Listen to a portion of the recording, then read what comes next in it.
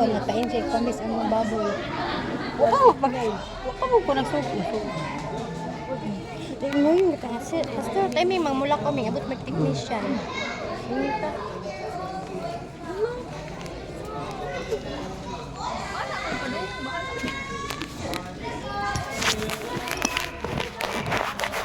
Dito ka sumali.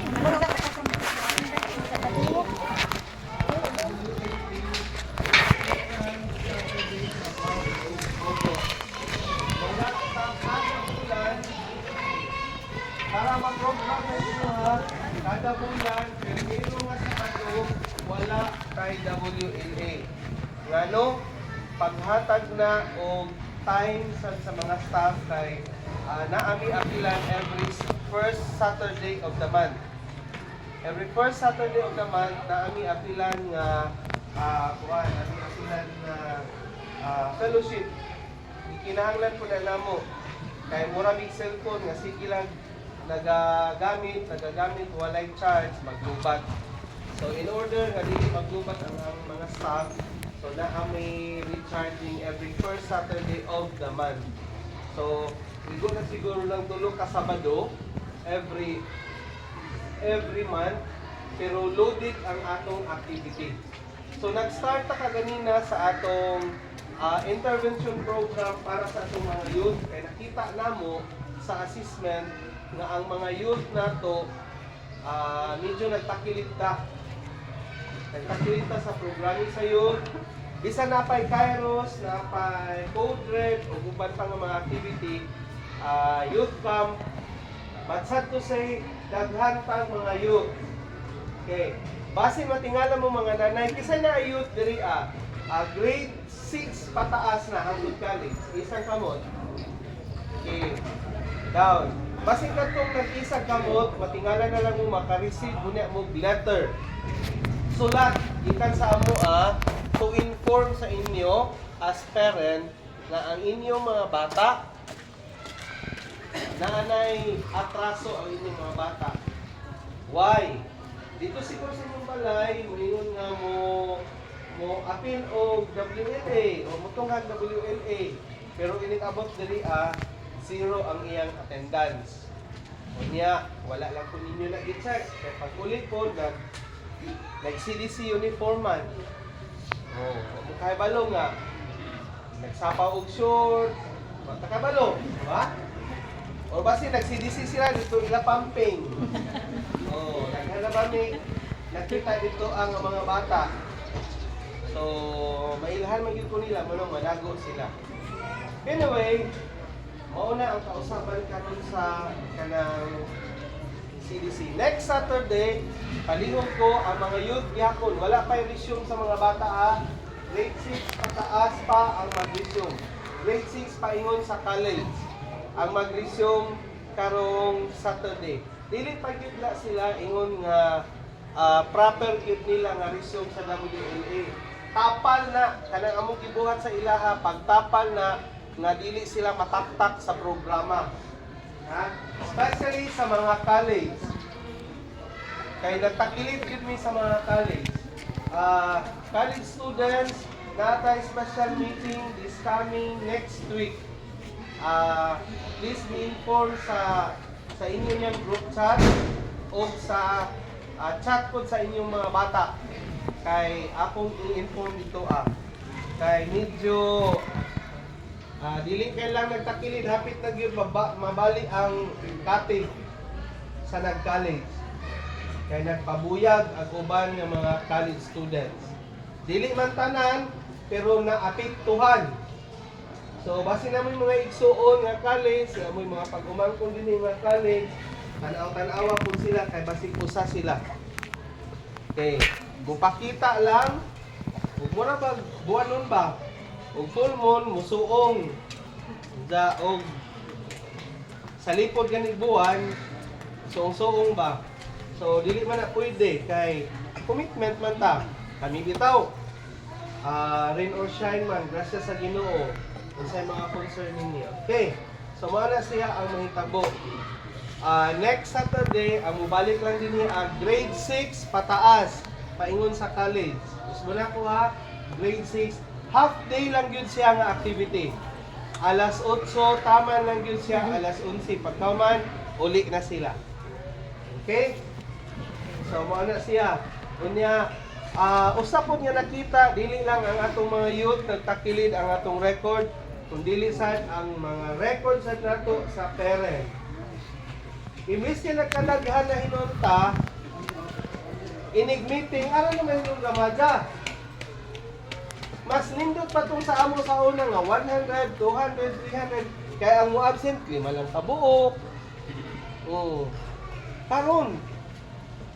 Isa ang cluster 6. See? Ang cluster 6 is 30 kapini sila. Isa absent kari asa sila spere. Wako kakita. See? Cluster 7. Ang Jong leader kaganina, nag-una-una na. Kaya nag-date-date siguro ito. Tagila ma'am, para mamincho. Cluster 8. Ubay-ubay. Cluster 9. Cluster 10. Okay, good. So kaganina, cluster nila 5, nila 1, which is, makita yun ninyo ang result. Dili lang yung tumutumo lang ha. Dili lang yung nga. Kuha na ni istorya-istorya. Bisag karon ganing makita man ninyo, di ba? Isang absent. Pero pasalamat mi kamong na din ni Akay. Amo doon na nakita nga nag-support mo sa inyong mga kabataan. Suhol lang palandong mo ang uban wala diri Ba? So anyway, mauna na kanang saningan. Ay lang mo katingala kay pasidon niya usa na po ni sila. Ini naghan na tag siguro sa high school grade 12. Ubay-ubay na tag di na ninyo makita. Sayang no? Bis kay nag grade 12 na tana sila, mo college na tana sila. Nawala pa hinoon. Matsupay nawala. Kisa man tong wala pa nag-eskwela mga bata diri Sige, kung nagplano mo muundang mo karong high school, pangundang na lang mo karon. Lagi! Tinuod na. Okay, nagkakapoy-kapoy lang mo, hatod-hatod karon. Diyan, elementary pa sila. Na mag-high school pa. Diyan, ini ka-grade 12, muundang ra. Diba? Pangundang na lang mo. Ha? Sa'yo pa. Mintasayo pa. Di bitaw, tinuod na. Kay masayangan ni Rachel. Imbis kay pila nilang kabulan, magpa-enroll na o college. Wala na hinoon. Diba? Naputay college po karon, gimilagro po. Mga silyanan na itong mga bata, no? Anyway, reflection na sa tagsa-tagsa ka panimalay. So, grasya lang yun sa Ginoo kay dili man ni mga superman, dili man ni mga saningan, mga habak-habakan.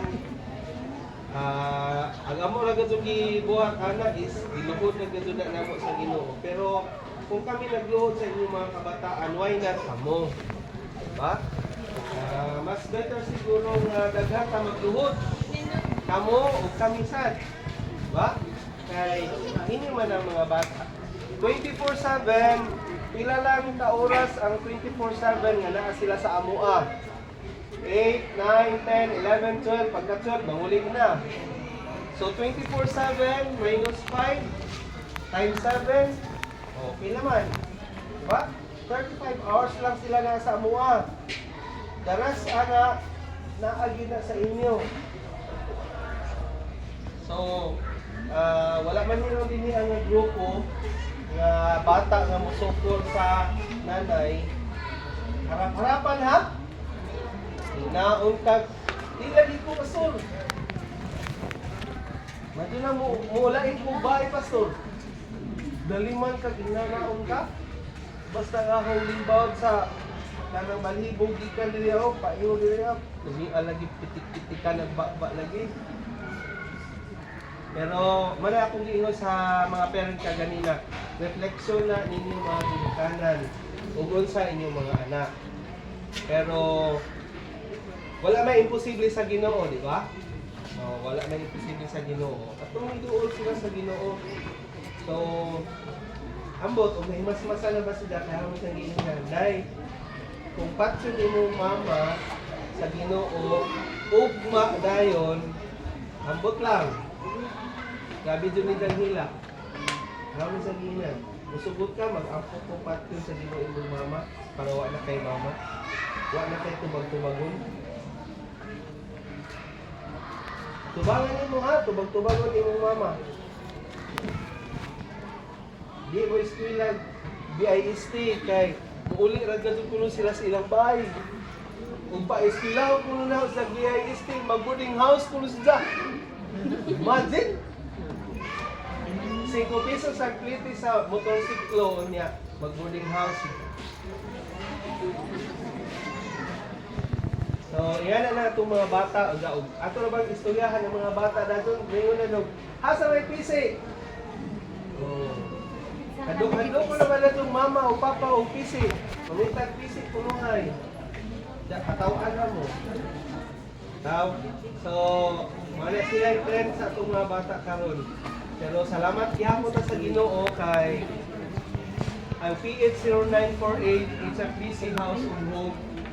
During sa evaluation namo last week dito sa St. Bernard, we're still on top.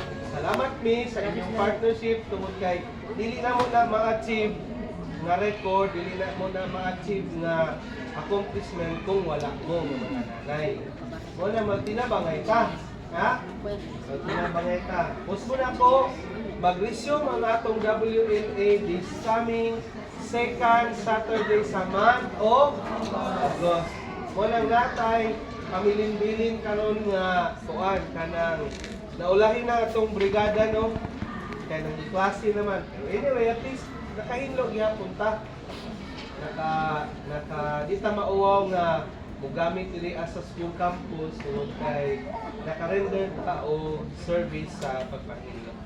Sige. So mao lang siguro na siya unya pag-attendance na mo.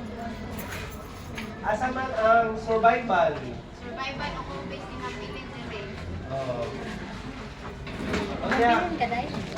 Sigarin na. Cluster 10, 10, 3, 9, 3, 8, 7, 6,